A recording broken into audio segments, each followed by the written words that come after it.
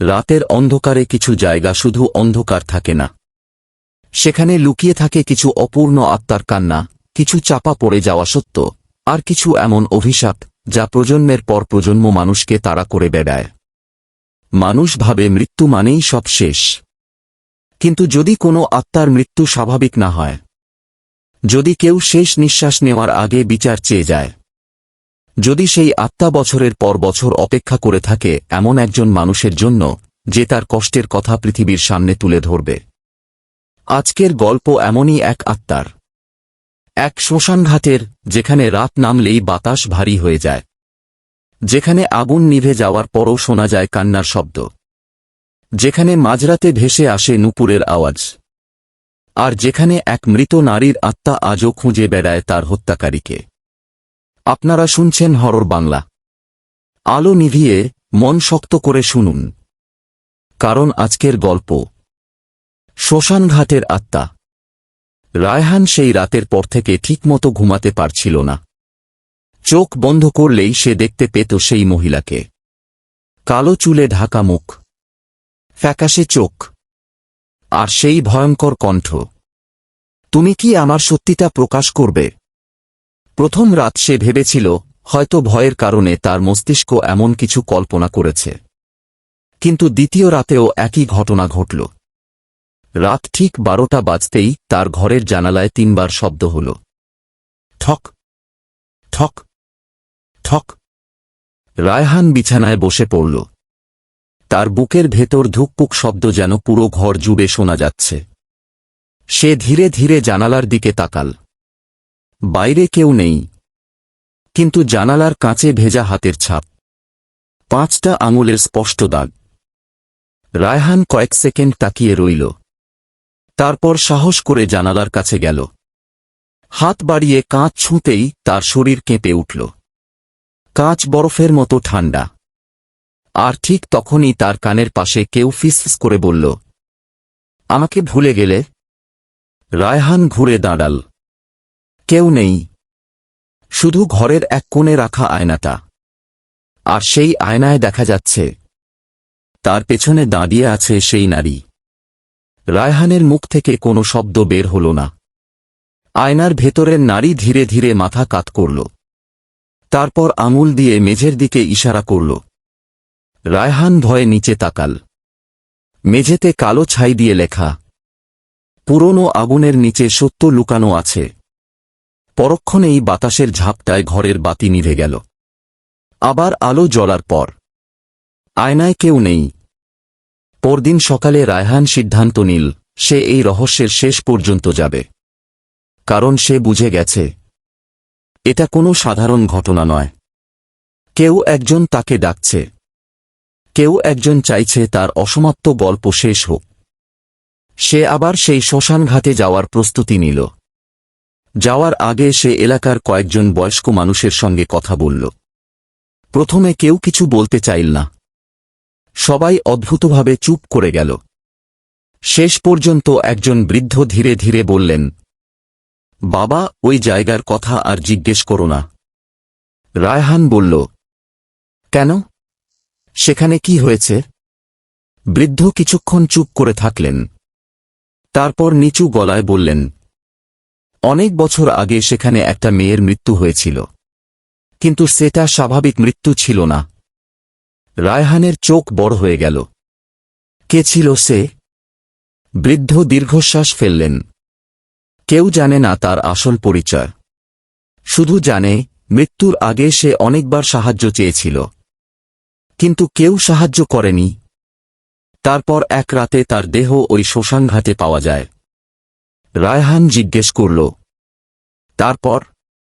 বৃদ্ধের চোখে ভয়ের ছাপ ফুটে উঠল। তারপর থেকে প্রতি অমাবস্যার রাতে সেখানে একজন নারীকে দেখা যায়। সে কাঁদে, সে কারো নাম ধরে ডাকে, আর যে তার ডাক শুনে কাছে যায়। বৃদ্ধ থেমে গেলেন। রায়হান বলল, তারপর কি হয়? বৃদ্ধ ফিসফিস করে বললেন, সে আর আগের মানুষ থাকে না। সেই রাতেই রায়হান আবার শ্মশানঘাটের দিকে রওনা হল। এবার তার হাতে শুধু টর্চ ছিল না, ছিল ক্যামেরা। সেসব কিছু রেকর্ড করতে চেয়েছিল। রাস্তার শেষ প্রান্তে পৌঁছাতেই তার নাকে একটা অদ্ভুত গন্ধ এলো। পোড়া কাঠের গন্ধ, যেন কিছুক্ষণ আগেই সেখানে আগুন জ্বলেছে। কিন্তু আশেপাশে কেউ নেই। শ্মশানঘাট পুরোপুরি নির্জন। ভাঙা দেয়াল, শুকনো গাছ, আর চারদিকে ছড়িয়ে থাকা ছাই। রায়হান ক্যামেরা চালু করল। আমি এখন সেই জায়গায় দাঁড়িয়ে আছি যেখানে বহু বছর আগে রহস্যজনকভাবে এক নারীর মৃত্যু হয়েছিল। কথা বলতে বলতে হঠাৎ তার ক্যামেরার স্ক্রিনে কিছু দেখা গেল। পেছনে একটা ছায়া। একজন নারী দাঁড়িয়ে আছে। রায়হান দ্রুত পিছনে তাকাল। কেউ নেই। আবার ক্যামেরার দিকে তাকাতেই ছায়াটা আরও কাছে। তারপর স্ক্রিনে লেখা উঠল, পেছনে তাকিও না। রায়হানের হাত কাঁপতে লাগল, কারণ ঠিক তখনই তার কানের কাছে একটা কণ্ঠ ভেসে এলো, তুমি আবার এলে। রায়হানের শরীর যেন মুহূর্তের জন্য পাথর হয়ে গেল। তার কানের পাশে সেই পরিচিত কণ্ঠস্বর, সেই একই ঠান্ডা, ভারী, কষ্টে ভরা কণ্ঠ, তুমি আবার এলে। রায়হান ধীরে ধীরে ঘুরে দাঁড়াল। তার হাতের টর্চ কাঁপছে। আলোর বৃত্ত ধীরে ধীরে অন্ধকার ভেদ করে সামনে এগিয়ে গেল। আর তখনই সে দেখল, সেই নারী আগের মতোই। লম্বা কালো চুল, মুখ ঢেকে রেখেছে। পুরনো সাদা কাপড়ে ছাই লেগে আছে। চোখ দুটোতে ভয়ঙ্কর কষ্ট। কিন্তু আজ তার চেহারায় আগের মতো রাগ নেই। আছে শুধু এক ধরনের অসহায়তা। রায়হান কিছু বলতে পারছিল না। নারীটি ধীরে ধীরে তার দিকে এগিয়ে আসতে লাগল। তার পা মাটিতে পড়ছে না, শুধু বাতাসের মধ্যে ভেসে আসছে নূপুরের শব্দ। ঝন ঝন ঝন। রায়হান পিছিয়ে যেতে যেতে বলল, তুমি কে? নারীটি কিছুক্ষণ চুপ করে রইল। তারপর ধীরে ধীরে বলল, আমি সেই মানুষ যার কথা সবাই ভুলে গেছে। আমি সেই মেয়ে যার কান্না কেউ শুনেনি। আমি সেই আত্মা যে মৃত্যুর পরেও শান্তি পায়নি। হঠাৎ বাতাস প্রচণ্ড জোরে বইতে শুরু করল। চারপাশের শুকনো গাছগুলো বিকট শব্দে নড়তে লাগল। নারীটি বলল, আমার নাম ছিল মায়া। রায়হান অবাক হয়ে তাকিয়ে রইল। মায়া? নারীটি মাথা নাড়ল। হ্যাঁ, মায়া। আমার জীবন খুব সাধারণ ছিল। আমি স্বপ্ন দেখতাম একদিন নিজের একটা ছোট ঘর হবে, নিজের মানুষ থাকবে। কিন্তু কিছু মানুষ আমার স্বপ্ন সহ্য করতে পারেনি। রায়হান ধীরে ধীরে বলল, তোমার সঙ্গে কি হয়েছিল? মায়ার চোখ থেকে কালো রঙের অশ্রুর মতো কিছু একটা গড়িয়ে পড়ল। সে বলল, আমাকে হত্যা করা হয়েছিল। রায়হানের বুক কেঁপে উঠল। কে করেছিল? মায়া কিছু বলল না, শুধু শ্মশানের পুরনো ভাঙা ঘরের দিকে তাকাল। তারপর বলল, সত্যিটা সেখানে লুকিয়ে আছে। রায়হান ধীরে ধীরে সেই পুরনো ঘরের দিকে এগিয়ে গেল। ঘরটা বহু বছর ধরে পরিত্যক্ত। দরজায় মরিচা ধরা তালা, দেয়ালে শ্যাওলা, ছাদ থেকে ঝুলছে মাকসার জাল। মায়া তার পেছনে দাঁড়িয়েছিল, কিন্তু সে ঘরের ভেতরে ঢুকল না। রায়হান বলল, তুমি আসছো না কেন? মায়া নিচু গলায় বলল, আমি ওই ঘরের ভেতরে মরেছিলাম। রায়হানের শরীর শিউরে উঠল। সে দরজা ঠেলে খুলল। কড কড। একটা বিকট শব্দ করে দরজা খুলে গেল। ভেতরে অন্ধকার। টর্চের আলো ফেলতেই দেখা গেল ঘরের একপাশে পুরনো কাঠের বাক্স। রায়হান বাক্সটার কাছে গেল। বাক্স খুলতেই ভেতরে তেল, একটা পুরনো কাপড়, কিছু কাগজ, আর একটা ছোট ডায়েরি। ডায়েরির পাতাগুলো হলুদ হয়ে গেছে। প্রথম পাতায় লেখা, আমার জীবনের শেষ কয়েকটা দিনের কথা। রায়হান কাঁপা হাতে ডায়েরি খুলল। প্রথম পাতায় লেখা, যদি কেউ এই ডায়েরি পড়ে তাহলে বুঝবে আমি আর বেঁচে নেই। রায়হানের বুক ধড়ফড় করতে লাগল। সে পড়তে শুরু করল। আমি জানি আমার চারপাশে কিছু মানুষ আমাকে ধ্বংস করতে চাইছে। আমি জানি তারা আমার বিরুদ্ধে মিথ্যা কথা ছড়াচ্ছে। কিন্তু আমি ভয় পাই না, কারণ আমি কোনো অপরাধ করিনি। পরের পাতায়। আজ তারা আমাকে হুমকি দিয়েছে। বলেছে আমি যদি সত্যি কথা প্রকাশ করি তাহলে আমাকে শেষ করে দেবে। রায়হানের চোখ আটকে গেল। সে দ্রুত পরের পাতা উল্টাল। কিন্তু পরের কয়েকটা পাতা ছেঁড়া। শুধু একটা বাক্য দেখা যাচ্ছে, আজ রাতেই তারা আমাকে নিতে আসবে। রায়হান থেমে গেল। ঠিক তখনই তার পেছনে দরজা বন্ধ হয়ে গেল। ধাম! সে চমকে উঠে ঘুরে দাঁড়াল। দরজা নিজে থেকেই বন্ধ হয়েছে। সে দৌড়ে দরজার কাছে গেল। টান দিল, কিন্তু দরজা খুলছে না। হঠাৎ ঘরের ভেতরের বাতাস ঠান্ডা হয়ে গেল। তার নিঃশ্বাস থেকে ধোঁয়া বের হতে লাগল। আর অন্ধকারের মধ্যে একটা কণ্ঠ ভেসে এলো, তুমি কি সত্যিটা জানতে চাও? রায়হান ধীরে ধীরে পিছনে তাকাল। ঘরের মাঝখানে মায়া দাঁড়িয়ে আছে, কিন্তু এবার তার চেহারা বদলে গেছে। চুল সরে গেছে মুখ থেকে। মুখে ভয়ের দাগ, গলায় কালচে চিহ্ন, শরীরে আঘাতের দাগ। রায়হানের মুখ থেকে শব্দ বের হল না। মায়া বলল, আমাকে শুধু হত্যা করা হয়নি, আমাকে মিথ্যা অপবাদ দিয়ে শেষ করে দেওয়া হয়েছিল। আর যারা আমার জীবন নষ্ট করেছিল তারা আজও বেঁচে আছে। হঠাৎ ঘরের এক কোণে রাখা পুরনো আয়নাটা নিজে থেকেই কেঁপে উঠল। আয়নার ভেতরে দেখা গেল কিছু দৃশ্য। একজন তরুণী কাঁদছে। কয়েকজন মানুষ তাকে ঘিরে দাঁড়িয়ে আছে। তারা তাকে কিছু বলছে। মায়া চিৎকার করছে, কিন্তু কোনো শব্দ শোনা যাচ্ছে না। তারপর দেখা গেল একটা অন্ধকার রাত। মায়াকে টেনে নিয়ে যাওয়া হচ্ছে। তার চোখে আতঙ্ক। আর তারপর আগুনের আলো, শ্মশানের আগুন। রায়হানের শরীর ঠান্ডা হয়ে গেল। সে বুঝতে পারল, এটা শুধু একটা আত্মার গল্প নয়, এটা একটা অসমাপ্ত বিচার। ঠিক তখনই বাইরে থেকে একটা শব্দ এলো। কেউ যেন শ্মশান ঘাটে হাঁটছে। ধীরে ধীরে। একজন মানুষ। মায়া হঠাৎ আতঙ্কিত হয়ে গেল। সে ফিসফিস করে বলল, সে এসেছে। রায়হান বলল, কে? মায়া দরজার দিকে তাকিয়ে বলল, যে আমাকে মেরেছিল, যে এখনো চায় সত্যিটা চাপা থাকুক। সে তোমাকেও শেষ করে দিতে এসেছে। বাইরে থেকে একটা পুরুষ কণ্ঠ শোনা গেল, রায়হান, আমি জানি তুমি ভেতরে আছো। তুমি যা দেখেছ তা ভুলে যাও, না হলে তোমার পরিণতিও মায়ের মতো হবে।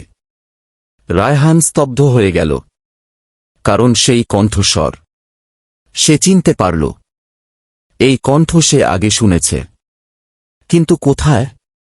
তারপর হঠাৎ তার মনে পড়ল, যে বৃদ্ধ তাকে মায়ার গল্প বলেছিল, সেই বৃদ্ধের কণ্ঠ ছিল এটা।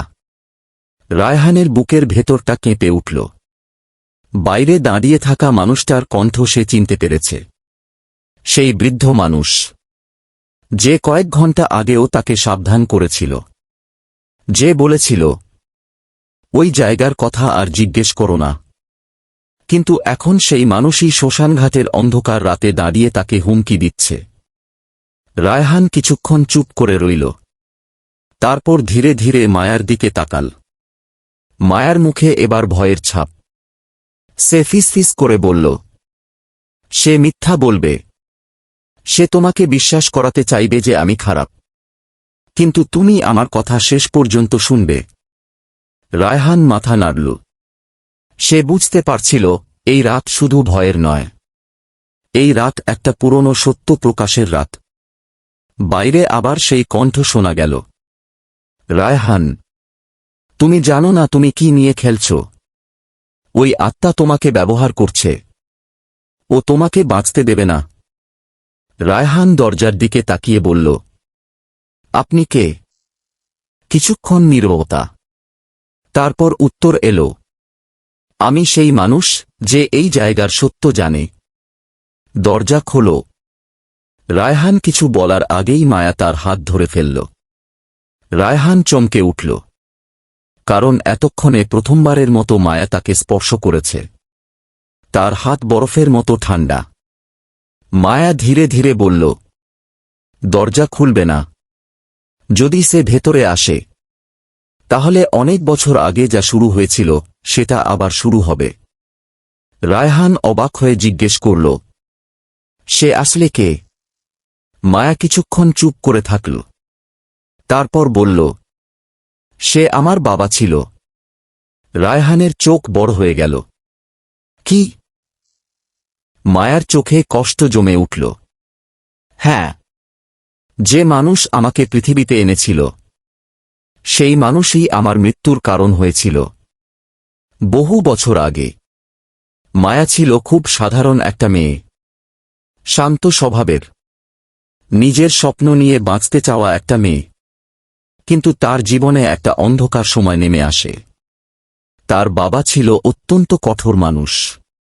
নিজের সম্মান আর মানুষের কথাকে সে নিজের সন্তানের থেকেও বেশি গুরুত্ব দিত। মায়া একটা সত্য জানতে পেরেছিল, এমন একটা সত্য যেটা প্রকাশ হলে অনেক প্রভাবশালী মানুষের মুখোশ খুলে যেত। সে চেয়েছিল সবাইকে জানাতে, কিন্তু তার বাবার কাছে সেটা ছিল অসম্মান। কারণ সে ভয় পেয়েছিল সমাজ তাকে দোষ দেবে, মানুষ তাকে অপমান করবে। আর সেই ভয় থেকেই সে নিজের মেয়েকে চুপ করিয়ে দিতে চেয়েছিল। প্রথমে হুমকি, তারপর বন্দি করে রাখা, তারপর সেই ভয়ঙ্কর রাত। রায়হান স্তব্ধ হয়ে শুনছিল। সে বলল, কিন্তু নিজের মেয়েকে কেউ এভাবে শেষ করতে পারে? মায়া ধীরে ধীরে বলল, মানুষ যখন লোভ আর ভয়ে অন্ধ হয়ে যায়, তখন সে মানুষ থাকে না। হঠাৎ বাইরে প্রচণ্ড শব্দ হল। ধাম। দরজায় কেউ আঘাত করছে। পুরনো কাঠ কাঁপছে। বৃদ্ধ লোকটির কণ্ঠ আরও কঠিন হয়ে উঠল। মায়া, এবার অনেক হয়েছে। আর কাউকে ব্যবহার করতে পারবে না। আজ তোমার শেষ রাত। মায়ার চোখ হঠাৎ লাল হয়ে উঠল। চারপাশের বাতাস ভারী হয়ে গেল। ঘরের ভেতরের পুরনো জিনিসগুলো কাঁপতে শুরু করল। রায়হান প্রথমবার দেখল মায়ার ভেতরের সেই রাগ, যে রাগ বছরের পর বছর জমেছিল। মায়া ধীরে ধীরে বলল, শেষ রাত না, আজ তার বিচার শুরু হবে। হঠাৎ দরজাটা নিজে থেকেই খুলে গেল। বৃদ্ধ লোকটি হাতে একটা পুরনো লাঠি নিয়ে দাঁড়িয়ে আছে। তার চোখে ভয় নেই, আছে অপরাধবোধ। সে ঘরের ভেতরে ঢুকল। রায়হান অবাক হয়ে তাকিয়ে রইল, কারণ এই বৃদ্ধ মানুষটার মুখে এখন আর আগের সরলতার ছাপ নেই। তার চোখে একটা অদ্ভুত কঠোরতা। বৃদ্ধ বলল, তুমি জানো না এই মেয়েটা কি করেছে? রায়হান বলল, আপনি মিথ্যা বলছেন। বৃদ্ধ হেসে উঠল, একটা অদ্ভুত শুকনো হাসি। তুমি কি মৃত মানুষের কথা বিশ্বাস করবে, নাকি জীবিত মানুষের? রায়হান উত্তর দিল না। বৃদ্ধ ধীরে ধীরে মায়ার দিকে তাকাল। তারপর বলল, তুই এখনো শান্তি পেলি না? মায়ার মুখ বদলে গেল। সে চিৎকার করে উঠল, আমার শান্তিকে কেড়ে নিয়েছে, আমার জীবনকে শেষ করেছে। আমাকে কে আগুনের মধ্যে ফেলে দিয়েছিল? ঘরের চারপাশে যেন বজ্রপাতের মতো শব্দ হল। বৃদ্ধ কয়েক পা পিছিয়ে গেল। রায়হান বুঝতে পারল, এই বৃদ্ধ সত্যিই কিছু জানে। বৃদ্ধ হঠাৎ মাটিতে বসে পড়ল। তার চোখ দিয়ে পানি বের হতে লাগল। সে বলল, আমি খুনি নই, কিন্তু আমি অপরাধী। রায়হান চমকে গেল। মানে? বৃদ্ধ কাঁপা কণ্ঠে বলল, সেদিন আমি সব দেখেছিলাম। আমি জানতাম মায়ার সঙ্গে কি করা হচ্ছে। আমি জানতাম সে নির্দোষ, কিন্তু আমি ভয়ে চুপ ছিলাম। মায়া স্থির হয়ে তাকিয়ে রইল। বৃদ্ধ বলল, আমি তাকে বাঁচাতে পারিনি, আর সেই অপরাধবোধ নিয়েই এত বছর বেঁচে আছি। রায়হান ধীরে ধীরে বলল, কিন্তু তাহলে আপনি আমাকে ভয় দেখাচ্ছিলেন কেন? বৃদ্ধ মাথা নিচু করল।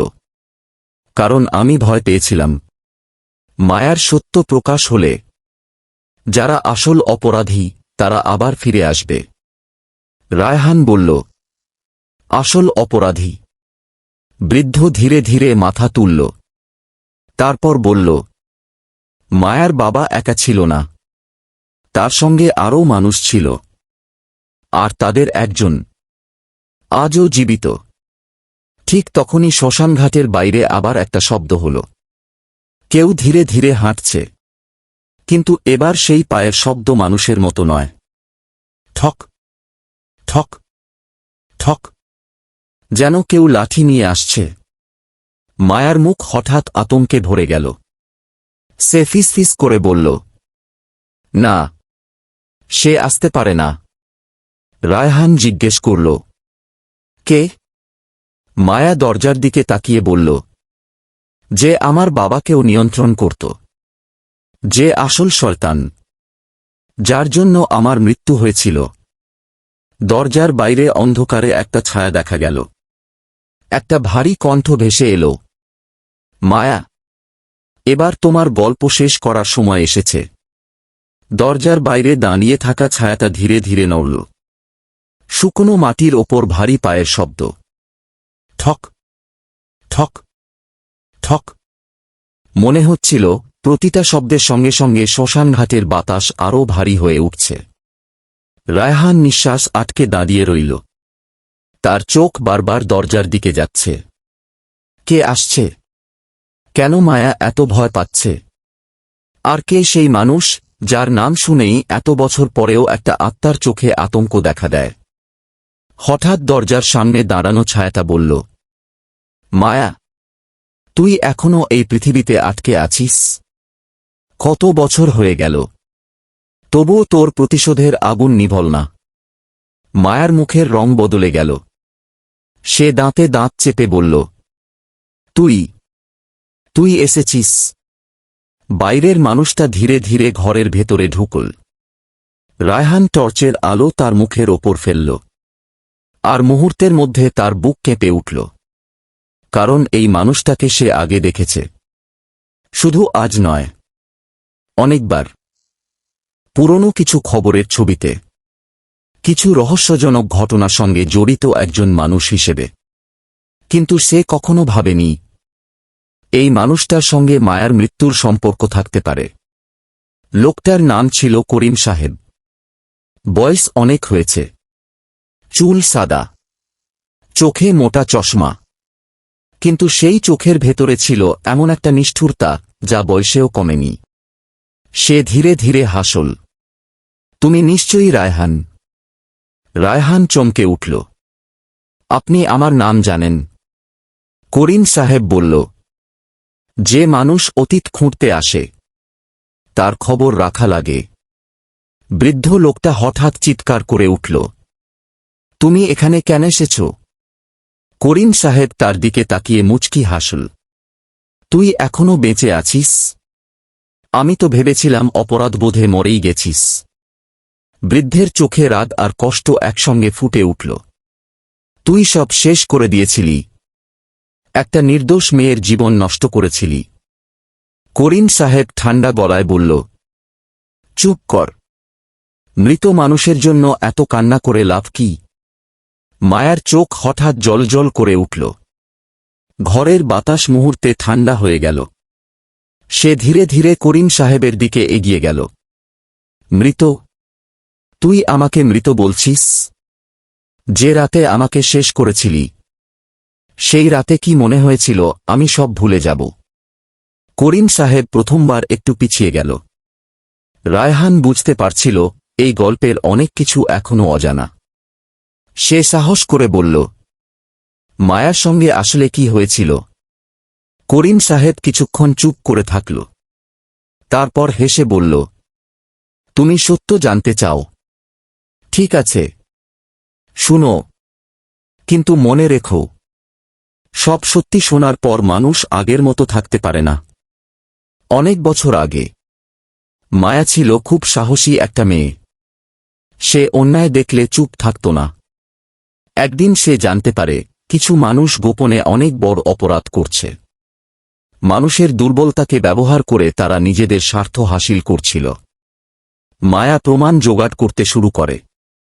সে জানত সত্য প্রকাশ করলে অনেক শক্তিশালী মানুষের ক্ষতি হবে, আর সেই কারণেই তাকে থামানোর চেষ্টা করা হয়।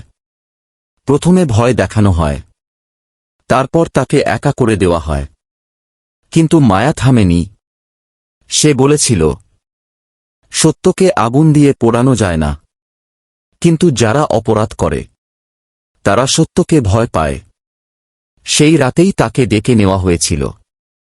বলা হয়েছিল, কিছু কথা আলোচনা করতে হবে। কিন্তু সেই আলোচনা আর শেষ হয়নি।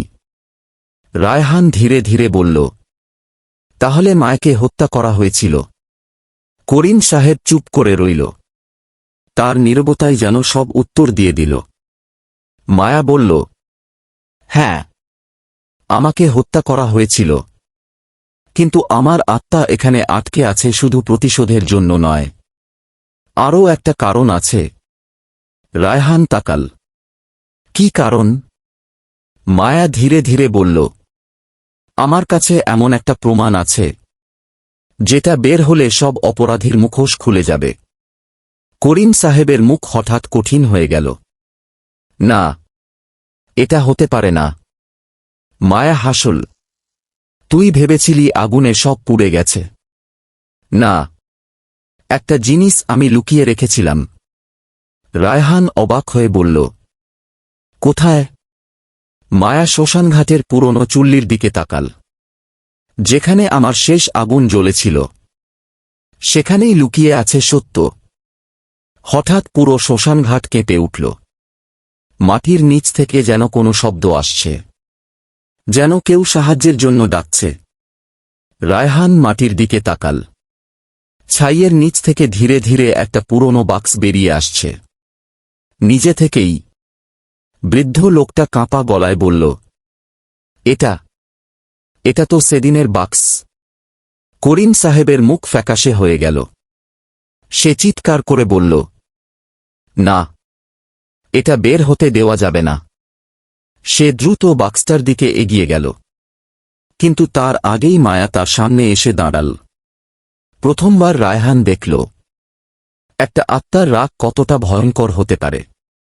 মায়া বলল, অনেক বছর ধরে তুই আমার মুখ বন্ধ রেখেছিস। আজ আমার সত্যি কথা বলার সময়। বাক্সটা ধীরে ধীরে খুলে গেল। ভেতরে ছিল একটা পুরনো রেকর্ডিং ডিভাইস, কিছু কাগজ, আর একটা ছবি। রায়হান ছবিটা হাতে নিল। ছবিতে দেখা যাচ্ছে মায়া, তার বাবা, করিম সাহেব, আর আরও কয়েকজন মানুষ। কিন্তু সবচেয়ে ভয়ঙ্কর বিষয় ছিল ছবির পেছনে লেখা একটা তারিখ, যে তারিখে মায়ার মৃত্যুর কথা বলা হয়েছিল। কিন্তু ছবিটা তোলা হয়েছিল মায়ার মৃত্যুর পরদিন। রায়হানের শরীর ঠান্ডা হয়ে গেল। এটা কিভাবে সম্ভব? বৃদ্ধ লোকটা কাঁপা গলায় বলল, কারণ মায়ার মৃত্যু নিয়ে যে গল্প সবাই জানে, সেটা পুরো মিথ্যা। ঠিক তখনই রেকর্ডিং ডিভাইসটা নিজে থেকেই চালু হয়ে গেল। একটা পুরনো কণ্ঠ শোনা গেল, যদি কেউ এই রেকর্ড শোনে, তাহলে বুঝবে আমাকে শুধু হত্যা করা হয়নি, আমার মৃত্যুর পরেও আমার পরিচয় লুকিয়ে রাখা হয়েছে। সবাই নিঃশব্দ হয়ে গেল। আর রায়হান বুঝতে পারল, মায়ার গল্প এখনো শেষ হয়নি, বরং আসল ভয়ঙ্কর সত্য এখন শুরু। রেকর্ডিং ডিভাইস থেকে ভেসে আসা সেই কণ্ঠ শুনে শ্মশানঘাটের সবাই নিস্তব্ধ হয়ে গেল।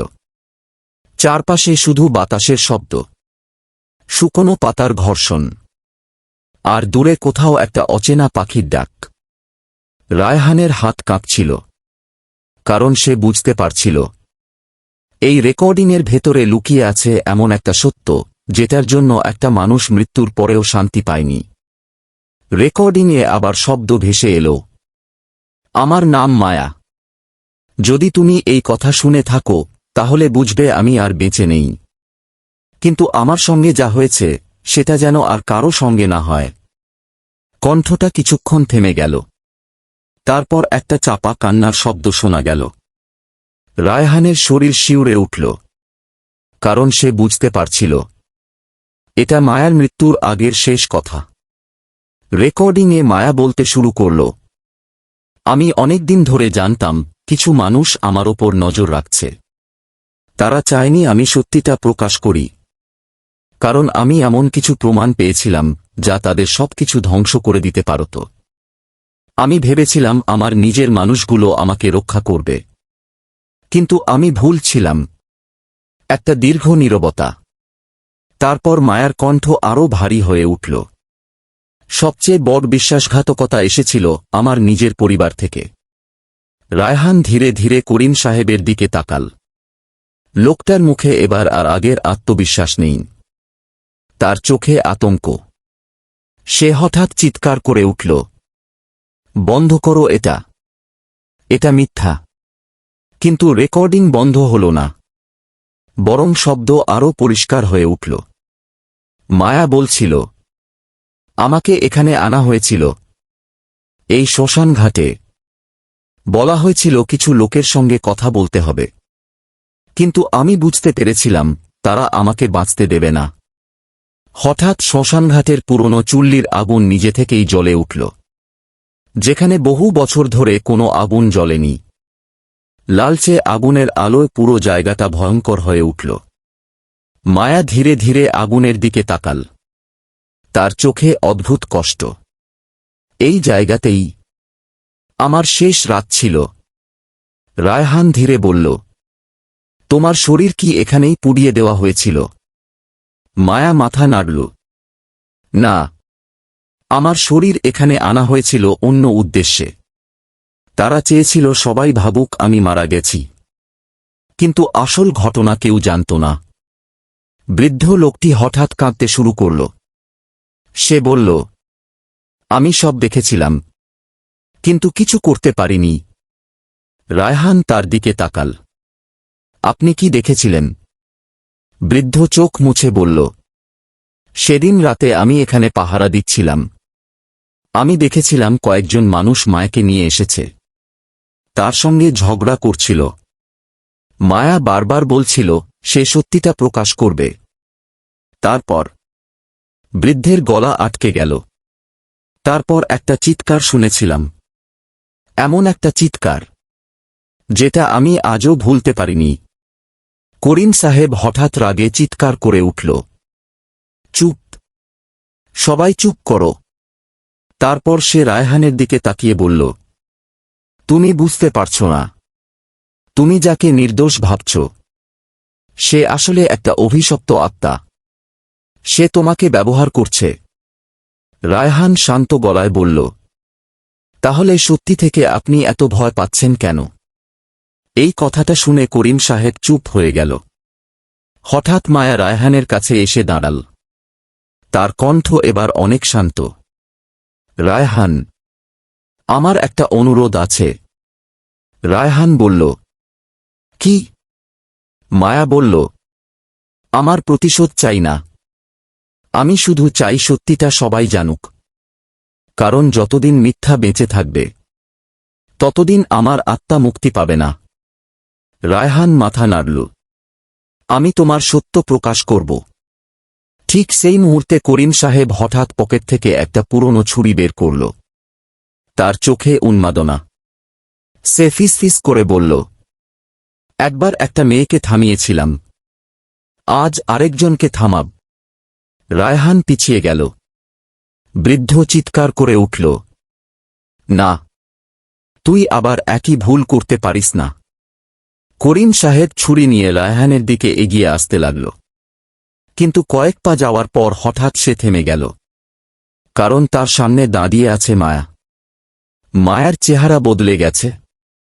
চোখ দুটো আগুনের মতো জ্বলছে, চুল বাতাসে উঠছে, চারপাশের বাতাস ঘূর্ণির মতো ঘুরছে। সে ধীরে ধীরে বলল, সেদিন আমি একা ছিলাম, আজ আমি একা নই। করিম সাহেব ভয়ে পিছিয়ে গেল। না, না, তুই আমাকে কিছু করতে পারবি না।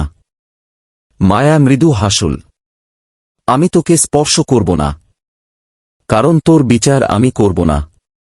তোর বিচার করবে তোর নিজের অপরাধ। হঠাৎ মাটির নিচ থেকে একের পর এক শব্দ আসতে লাগল, যেন বহু বছর ধরে চাপা পড়ে থাকা কণ্ঠগুলো জেগে উঠছে। চারপাশে ফিস ফিস শব্দ। সত্য, সত্য, সত্য।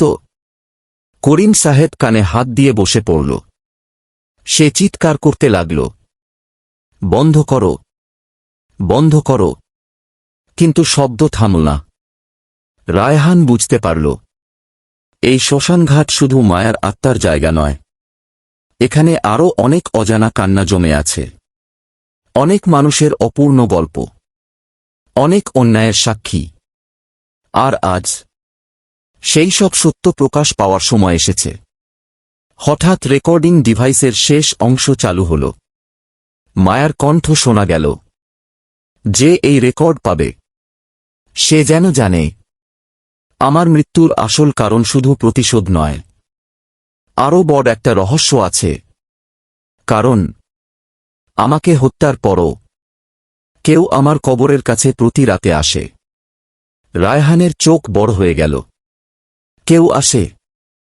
মায়া ধীরে ধীরে মাথা তুলল। তার মুখে আবার ভয়ের ছাপ। সে ফিসফিস করে বলল, হ্যাঁ, কারণ আমার মৃত্যুর পরও কেউ আমার আত্মাকে বন্দী করে রেখেছে। ঠিক তখনই শ্মশানঘাটের পেছনের অন্ধকার থেকে আরেকটা কণ্ঠ ভেসে এল, মায়া, তুই এখনো আমাকে চিনতে পারিসনি। আমি তোকে শেষ করিনি, আমি তোকে আটকে রেখেছি। সবাই অন্ধকারের দিকে তাকাল। আর রায়হান দেখল, অন্ধকারের ভেতর থেকে ধীরে ধীরে বেরিয়ে আসছে আরেকজন মানুষ, যাকে দেখে মায়ার মুখে প্রথমবারের মতো সত্যিকারের ভয় দেখা দিল। অন্ধকারের ভেতর থেকে ধীরে ধীরে বেরিয়ে আসা মানুষটার দিকে সবাই তাকিয়ে রইল। চারপাশের বাতাস যেন হঠাৎ থেমে গেছে। গাছের পাতাও নড়ছে না। মনে হচ্ছে পুরো শ্মশানঘাট নিঃশ্বাস বন্ধ করে অপেক্ষা করছে। রায়হান বুঝতে পারছিল না, এই মানুষটা কে? কেন মায়া, যে এতক্ষণ কারো সামনে ভয় দেখায়নি, এই লোকটাকে দেখে আতঙ্কিত হয়ে গেল। লোকটা ধীরে ধীরে আলোর এগিয়ে এলো।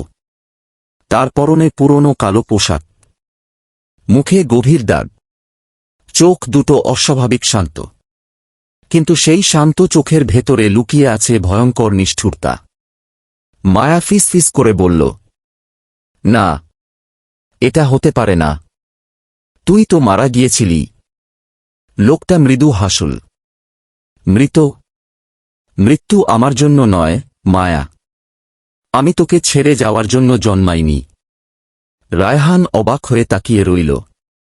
সে বলল, আপনি কে? লোকটা ধীরে ধীরে তার দিকে তাকাল। তারপর বলল, আমি সেই মানুষ যার কারণে মায়া আজও এই পৃথিবীতে আটকে আছে। বৃদ্ধ লোকটা হঠাৎ কাঁপতে শুরু করল। সে নিচু গলায় বলল, না, এটা অসম্ভব। তুমি তো অনেক বছর আগে। লোকটা বৃদ্ধের দিকে তাকিয়ে হাসল। তুই ভেবেছিলি সব শেষ। না, কিছু গল্প শেষ হয় না। মায়া রাগে কাঁপতে লাগল। চারপাশে বাতাস ঘূর্ণির মতো ঘুরতে শুরু করল। তুই আমার জীবন শেষ করেছিলি। তুই আমার আত্মাকে আটকে রেখেছিলি। লোকটা শান্ত গলায় বলল, হ্যাঁ, কারণ আমি জানতাম তুই মরার পরও সত্য প্রকাশ করতে চাইবি। তাই তোর আত্মাকে এই জায়গার সঙ্গে বেঁধে দিয়েছিলাম। রায়হানের শরীর শিউরে উঠল। আত্মাকে বাঁধা? লোকটা হাসল। মানুষ শুধু শরীরকে হত্যা করে না, কিছু মানুষ আত্মাকেও বন্দী করে রাখে।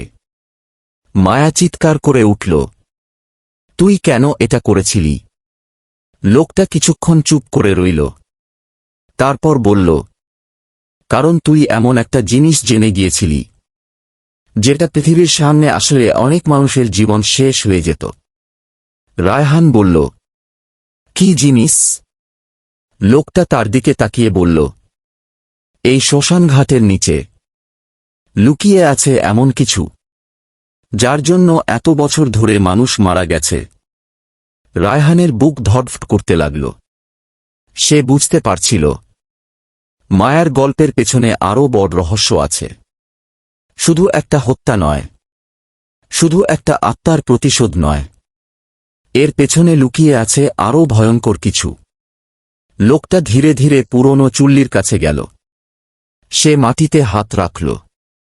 তারপর বলল, এই জায়গাটা শুধু শ্মশান নয়, অনেক বছর আগে এখানে এমন কিছু করা হয়েছিল যা মানুষের স্বাভাবিক কাজ ছিল না। বৃদ্ধ লোকটা ভয়ে বলল, থামো, এসব আবার বলো না। লোকটা তার দিকে তাকাল। তুই তো সেদিনও চুপ ছিলি, আজও চুপ থাকতে চাস? রায়হান বলল, সব পরিষ্কার করে বলুন। লোকটা কিছুক্ষণ তার দিকে তাকিয়ে রইল। তারপর বলল, মায়া শুধু একটা সত্য জানতে পারেনি, সে জেনে গিয়েছিল এই শ্মশানঘাটের পুরনো রহস্য। এখানে বহু বছর ধরে কিছু মানুষ মৃত মানুষের নাম ব্যবহার করে নিজেদের অপরাধ লুকিয়ে এসেছে। রায়হান বলল, মানে? লোকটা বলল, কিছু মৃত্যু ছিল মিথ্যা, কিছু লাশ ছিল অন্য মানুষের, আর কিছু মানুষকে জীবিত থেকেও মৃত বানিয়ে দেওয়া হয়েছিল। রায়হানের মাথা ঘুরতে লাগল। মায়া এসব কিভাবে জানল? লোকটা বলল, কারণ সে একটা পুরনো নথি পেয়েছিল যেখানে লেখা ছিল এই শ্মশানঘাটে কত মানুষকে মিথ্যা পরিচয়ে দাফন করা হয়েছে। মায়া ধীরে ধীরে বলল, আমি চেয়েছিলাম সত্য প্রকাশ করতে, কিন্তু তারা আমাকে থামিয়ে দিল। হঠাৎ চারপাশে একসঙ্গে অনেকগুলো শব্দ শোনা গেল, যেন অনেক মানুষ একসঙ্গে ফিসফিস করছে, আমাদের মুক্তি দাও, আমাদের নাম ফিরিয়ে দাও, আমাদের সত্য বলো। রায়হান চারপাশে তাকাল। অন্ধকারের মধ্যে একের পর এক ছায়া দেখা যাচ্ছে, অনেকগুলো আত্মা, অনেকগুলো মুখ, অনেকগুলো অসমাপ্ত গল্প। লোকটা হঠাৎ চিৎকার করে উঠল, চুপ, তোমাদের কোনো অধিকার নেই। কিন্তু এবার মায়া তার সামনে এসে দাঁড়াল। তুই ভুলে গেছিস, মৃত মানুষ দুর্বল নয়। যখন তাদের সত্য চাপা দেওয়া হয়, তখন তাদের কান্না শক্তি হয়ে ফিরে আসে। হঠাৎ বজ্রপাতের মতো শব্দ হল। পুরনো চুল্লির মাটি ফেটে গেল। ভেতর থেকে বেরিয়ে এলো একটা লোহার বাক্স। রায়হান তাকিয়ে রইল, কারণ বাক্সটার ওপর লেখা ছিল, শেষ সাক্ষ্য। বৃদ্ধ লোকটা কাঁপা গলায় বলল, এটাই সেই জিনিস যার জন্য মায়াকে হত্যা করা হয়েছিল। রায়হান বাক্সটার কাছে এগিয়ে গেল, কিন্তু লোকটা চিৎকার করে উঠল, না, ওটা খুলবে না, ওটা খুললে সব শেষ হয়ে যাবে। রায়হান থামল না। সে ধীরে ধীরে বাক্স খুলল। ভেতরে ছিল একটা পুরনো ডায়েরি, কিছু ছবি, আর একটা ছোট চিঠি। চিঠির ওপরে লেখা, যে সত্য জানবে সে আর নিরাপদ থাকবে না। রায়হান চিঠিটা খুলতে গেল। ঠিক তখনই বাতাসে ভেসে এলো মায়ের কণ্ঠ, সাবধান, কারণ এই চিঠির ভেতরে শুধু আমার গল্প নেই, আছে তোমার ভবিষ্যতের বিপদও। রায়হান ধীরে ধীরে চিঠিটা খুলল। প্রথম লাইনে লেখা, যদি রায়হান এই চিঠি পড়ে তাহলে বুঝতে হবে পরবর্তী শিকার সে। রায়হানের হাত থেকে চিঠি প্রায় পড়ে যাচ্ছিল। সে অবাক হয়ে তাকাল। আমার নাম এখানে কিভাবে? মায়া চুপ করে রইল। তারপর ধীরে ধীরে বলল, কারণ তোমাকে আমি আজ রাতে প্রথম দেখিনি, তোমাকে আমি অনেক বছর ধরে অপেক্ষা করে দেখছি। রায়হান স্তব্ধ। মানে? মায়ার চোখে আবার সেই পুরনো কষ্ট ফিরে এলো। সে বলল, তুমি শুধু আমার সত্য প্রকাশ করার জন্য আসোনি। তুমি এসেছ কারণ এই গল্পের সঙ্গে তোমারও একটা সম্পর্ক আছে। রায়হান কিছুক্ষণ চুপ করে দাঁড়িয়ে রইল। তার হাতে ধরা চিঠির অক্ষরগুলো যেন চোখের সামনে নড়ছে। যদি রায়হান এই চিঠি পড়ে, তাহলে বুঝতে হবে পরবর্তী শিকার সে। এই একটা বাক্যই তার মাথার ভেতর বারবার ঘুরতে লাগল। সে ধীরে ধীরে মায়ার দিকে তাকাল। তুমি আমাকে আগে থেকেই চিনতে? মায়া কোনো উত্তর দিল না। তার চোখে ছিল অনেক বছরের জমে থাকা কষ্ট। রায়হান আবার বলল, আমি কে তোমার কাছে? মায়া কিছুক্ষণ নীরব থাকার পর ধীরে ধীরে বলল, তুমি সেই মানুষের রক্ত যে একদিন আমাকে বাঁচানোর চেষ্টা করেছিল। রায়হান অবাক হয়ে গেল। কার কথা বলছ? মায়া শ্মশানঘাটের পুরনো গাছটার দিকে তাকাল। তোমার বাবার কথা। রায়হানের বুকের ভেতর যেন কেউ আঘাত করল। তার বাবা? এই গল্পের সঙ্গে তার বাবার সম্পর্ক কিভাবে থাকতে পারে? রায়হান ছোটবেলাতেই বাবাকে হারিয়েছিল। তার বাবার মৃত্যুর কথা সে জানত। একটা সাধারণ দুর্ঘটনা।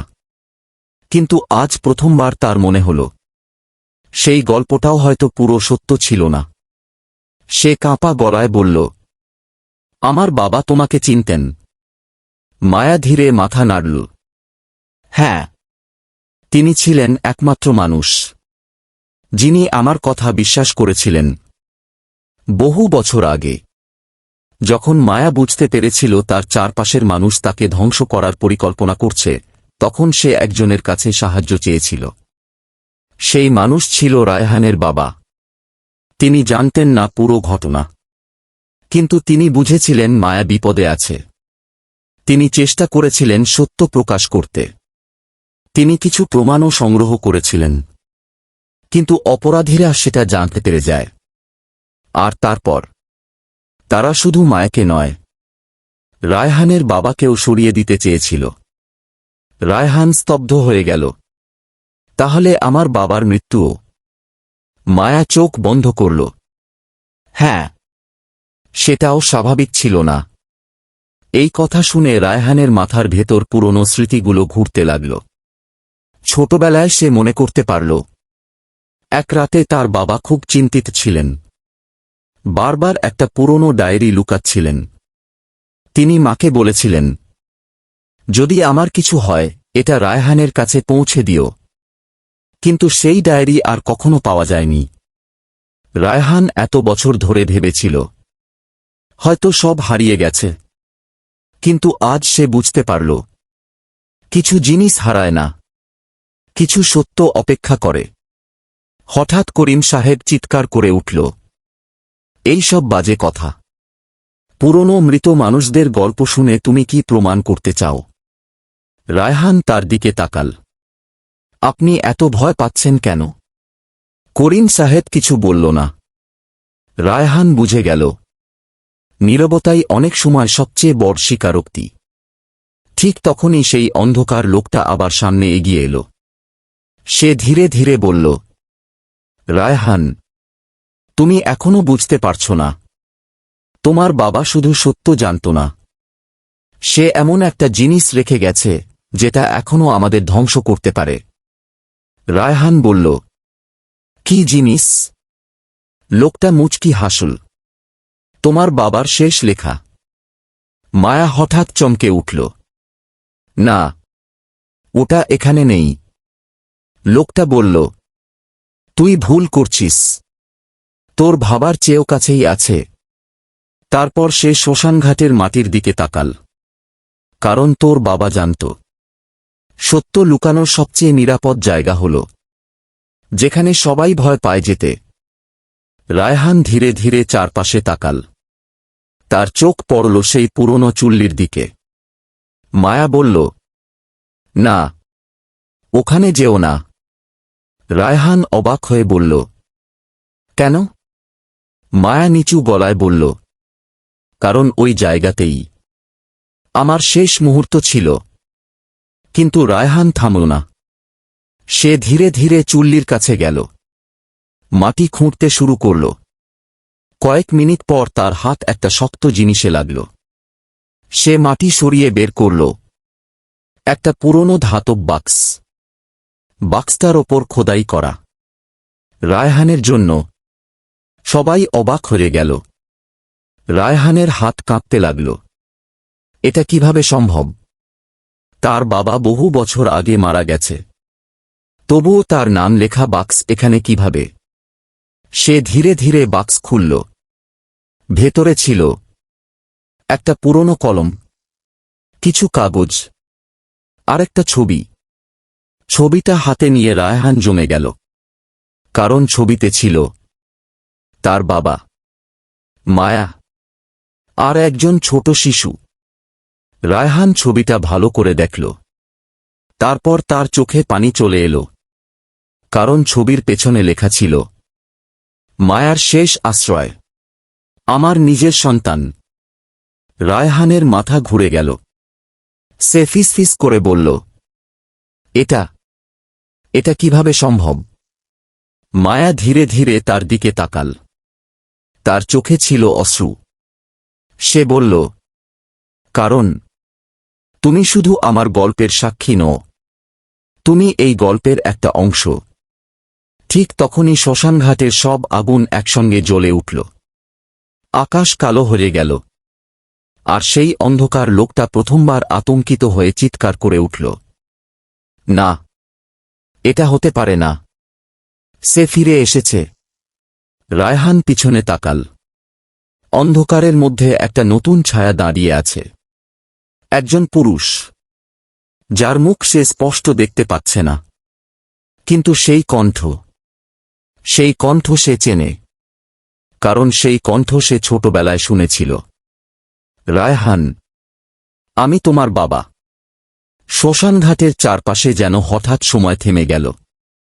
রায়হান স্থির হয়ে দাঁড়িয়ে আছে, তার চোখ অন্ধকারের দিকে। তার কান শুধু একটা শব্দ শুনছে, রায়হান, আমি তোমার বাবা। শব্দটা শুনেই তার বুকের ভেতর কেমন একটা শূন্যতা তৈরি হল। এত বছর ধরে যে মানুষটার কথা সে শুধু স্মৃতিতে মনে করেছে, যার মুখটা পুরনো ছবির মধ্যে আটকে ছিল, আজ সেই মানুষই তার সামনে দাঁড়িয়ে আছে। একটা আত্মা হয়।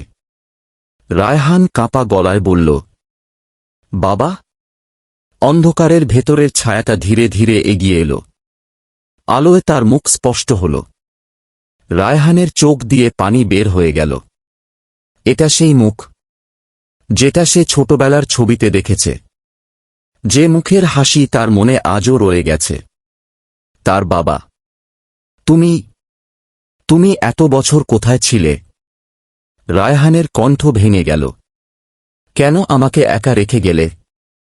তার বাবা কিছুক্ষণ চুপ করে রইলেন।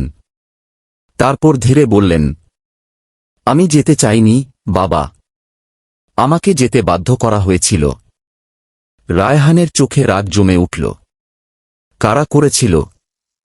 তার বাবা ধীরে ধীরে করিম সাহেব আর অন্ধকার লোকটার দিকে তাকালেন। যারা সত্যকে ভয় পায়, যারা মনে করে টাকা আর ক্ষমতা দিয়ে সব চাপা দেওয়া যায়। অন্ধকার লোকটা হঠাৎ চিৎকার করে উঠল, মিথ্যা, সব মিথ্যা। মৃত মানুষের কথায় কেউ বিশ্বাস করবে না। রায়হানের বাবা তার দিকে তাকালেন। সেই দৃষ্টিতে ছিল বছরের পর বছর জমে থাকা কষ্ট। তুই এখনো একই রকম আছিস। মায়াকে শেষ করেও তোর লোভ শেষ হয়নি। মায়া ধীরে ধীরে সামনে এগিয়ে এলো। তার চোখে এবার রাগের সঙ্গে একটা অদ্ভুত শান্তি। আজ এত বছর পর সবাই সত্য জানবে। রায়হানের বাবা মাথা নাড়লেন। হ্যাঁ, আজ এই শ্মশানঘাটে শুধু একজনের বিচার হবে না। যত আত্মার কষ্ট চাপা পড়ে আছে, সবাই মুক্তি পাবে। হঠাৎ মাটির নিচ থেকে প্রচণ্ড শব্দ হতে লাগল। ধরর ধরর। মনে হল পুরো শ্মশানঘাট কেঁপে উঠছে। পুরনো মাটি ফেটে যেতে লাগল। একটার পর একটা পুরনো হাড়, পোড়া কাঠ আর অজানা জিনিস বেরিয়ে আসতে লাগল। রায়হান ভয়ে পিছিয়ে গেল। কিন্তু তার বাবা বললেন, ভয় পেজো না, এগুলো ভয়ের নয়, এগুলো সাক্ষী। মাটির নিচ থেকে বেরিয়ে এলো একটা পুরনো কাঠের বাক্স। রায়হানের বাবা বললেন, এই বাক্সের ভেতরে আছে সব প্রমাণ। করিম সাহেব চিৎকার করে উঠল, না, ওটা খোলা যাবে না। সে দৌড়ে বাক্সটার দিকে যেতে চাইল, কিন্তু হঠাৎ মায়ার সামনে এসে দাঁড়াল। এত বছর আগে আমাকে থামিয়েছিলি, আজ আর পারবি না। করিম সাহেব কাঁপতে কাঁপতে বলল, মায়া, আমি ভুল করেছি, আমাকে ক্ষমা কর। মায়ার চোখে কোনো দয়া ছিল না, কিন্তু প্রতিশোধের আগুনও ছিল না। সে শান্ত গলায় বলল, ক্ষমা? যে মানুষ একটা জীবনের মূল্য বুঝেনি, সে ক্ষমার মানে কিভাবে বুঝবে? রায়হান বাক্স খুলল। ভেতরে ছিল পুরনো কাগজপত্র, একটা ক্যামেরার মেমোরি, আর একটা চিঠি। চিঠিটা লেখা ছিল তার বাবার হাতে। সে পড়তে শুরু করল, রায়হান, যদি তুমি এই চিঠি পড়ো তাহলে বুঝবে আমি আমার প্রতিশ্রুতি রাখতে পারিনি। আমি মায়াকে বাঁচাতে চেয়েছিলাম, কিন্তু আমি দেরি করে ফেলেছিলাম। রায়হানের চোখ ভিজে উঠল। চিঠিতে লেখা ছিল, মায়া আমার নিজের সন্তান ছিল না, কিন্তু সে আমার কাছে নিজের সন্তানের মতোই ছিল। তার সত্যকে আমি নিজের সত্য মনে করেছিলাম। রায়হান থেমে গেল। মায়ার দিকে তাকাল। মায়ার চোখে পানি। চিঠির পরের অংশ, যারা মায়াকে শেষ করেছে তারা ভেবেছিল প্রমাণ ধ্বংস করে সব শেষ। কিন্তু তারা জানত না, সত্য কখনো পুরোপুরি মারা যায় না। কোনো না কোনো দিন কেউ না কেউ সেটা খুঁজে বের করে। রায়হান শেষ লাইন পড়ল, আর সেই মানুষ হবে আমার ছেলে রায়হান। হঠাৎ আকাশে প্রচণ্ড বজ্রপাত হল। শ্মশানঘাটের সব আলো নিভে গেল। তারপর একে একে চারপাশে দাঁড়িয়ে থাকা আত্মাগুলো স্পষ্ট হতে লাগল। অনেক মুখ, অনেক কষ্ট, অনেক অপূর্ণ গল্প। অন্ধকার লোকটা পিছিয়ে যেতে লাগল। সে চিৎকার করে বলল, না, এরা আমাকে নিতে পারবে না। তারপর সে রায়হানের দিকে তাকাল। তুই বুঝতে পারছিস না, এই সব সত্য প্রকাশ হলে শুধু আমি না, তোর নিজের পরিবারও ধ্বংস হবে। রায়হান শান্ত গলায় বলল, যে সত্যের কারণে ধ্বংস হয়, সেই মিথ্যার ওপর বেঁচে থাকার কোনো মানে নেই। হঠাৎ সেই অন্ধকার লোকটার শরীর কাঁপতে শুরু করল। তার চোখে ভয়। চারপাশের আত্মারা ধীরে ধীরে তার দিকে এগিয়ে আসছে। সে চিৎকার করছে, না, আমাকে ছেড়ে দাও, আমি ভুল করেছি। মায়া ধীরে ধীরে তার সামনে দাঁড়াল। তুই জানিস সবচেয়ে বড় শাস্তি কি? লোকটা কাঁপা গলায় বলল, কি? মায়া বলল, মৃত্যু নয়, বরং নিজের অপরাধের সঙ্গে প্রতিটা মুহূর্ত বেঁচে থাকা। হঠাৎ একটা প্রচণ্ড আলো চারপাশ ভরে দিল। সব আত্মা যেন বাতাসের সঙ্গে মিশে যেতে লাগল। মায়ার শরীর থেকেও ধীরে ধীরে অন্ধকার দূর হতে লাগল। তার মুখে প্রথমবার শান্তির হাসি দেখা গেল। কিন্তু যাওয়ার আগে মায়া রায়হানের কাছে এসে বলল, ধন্যবাদ, তুমি আমার কথা বিশ্বাস করেছিলে। রায়হান চোখ মুছে বলল, তুমি এখন শান্তি পাবে। মায়া মৃদু হাসল, হ্যাঁ, কারণ এবার আমার গল্প কেউ মুছে ফেলতে পারবে না। রায়হানের বাবা ধীরে ধীরে মায়ের পাশে দাঁড়ালেন। তিনি ছেলের দিকে তাকিয়ে বললেন, নিজের জীবন ভালোভাবে বাঁচিস, আর কখনো অন্যায় দেখলে চুপ থাকিস না। রায়হান কিছু বলতে গেল, কিন্তু তার আগেই দুজনের শরীর আলো হয়ে আকাশে মিলিয়ে গেল। সকাল হয়ে গেছে। বহু বছরের পুরনো শ্মশানঘাটে প্রথমবার পাখির ডাক শোনা গেল।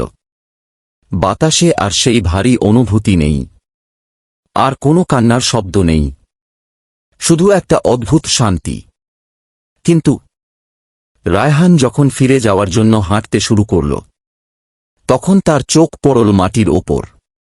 সেখানে পড়ে আছে একটা ছোট ভাঙা চুড়ি, যেটা মায়া প্রথম রাতে তাকে দিয়েছিল। আর তার পাশে লেখা, সব গল্পের শেষ হয় না। রায়হান চুড়িটা হাতে তুলে নিল, তারপর ধীরে ধীরে হাঁটতে লাগল। সে জানত শ্মশানঘাটের আত্মা আর প্রতিশোধের জন্য অপেক্ষা করবে না, কারণ তার সত্য পৃথিবীর সামনে এসেছে। কিন্তু সেই রাতের স্মৃতি, সেটা কোনোদিন মুছে যাবে না। আপনি শুনছিলেন হরর বাংলা। মনে রাখবেন, পৃথিবীতে এমন কিছু রহস্য আছে যেগুলো দিনের আলো দেখা যায় না। কিছু কান্না থাকে যেগুলো শুধু রাতের নীরবতায় শোনা যায়। আর কিছু আত্মা থাকে যারা ভয় দেখাতে নয়, শুধু তাদের সত্যিটা জানানোর জন্য ফিরে আসে। গল্পটি ভালো লাগলে অবশ্যই হরর বাংলা চ্যানেলটি সাবস্ক্রাইব করুন। আবারও ফিরে আসব নতুন এক ভয়ঙ্কর রহস্য নিয়ে। ততক্ষণ পর্যন্ত সাবধানে থাকুন, কারণ অন্ধকারেরও নিজস্ব কিছু গল্প আছে।